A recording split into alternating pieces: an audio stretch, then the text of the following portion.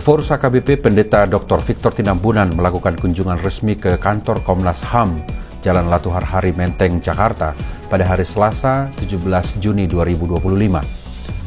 Eforus HKBP dan rombongan disambut Ketua Komnas HAM Anis Hidayah serta Komisioner Pemantauan dan Penyelidikan Saurlin Siagian. Dalam pertemuan tersebut, Eforus HKBP menyampaikan apresiasi atas berbagai upaya Komnas HAM, khususnya dalam memperjuangkan hak-hak masyarakat adat di wilayah Tanah Batak.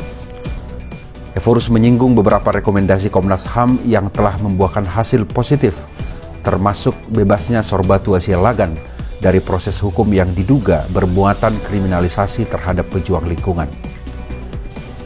Sementara itu, Ketua Komnas HAM Anis Hidayah menyatakan bahwa korporasi harus tunduk pada prinsip etika bisnis dan HAM.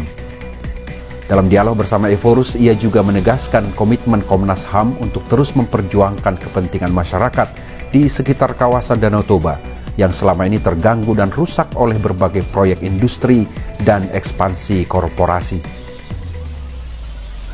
Eforus HKBP Pendeta Dr. Victor Tinambunan menyambut baik rencana Komnas HAM untuk menjalin kerjasama yang lebih erat dengan HKBP. Ketua Komnas HAM bahkan menyampaikan niatnya untuk melakukan kunjungan balasan ke kantor pusat HKBP di Piaraja Tarutung, serta membuka peluang penandatanganan nota kesepahaman atau MOU antara Komnas HAM dengan HKBP.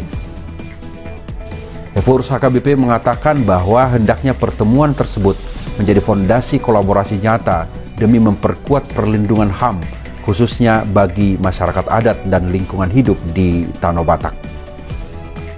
Secara khusus, menurut Eforus HKBP sebagai gereja yang memiliki basis jemaat yang kuat di wilayah Danau Toba, menegaskan perannya dalam menjaga keutuhan ciptaan dan memperjuangkan keadilan sosial.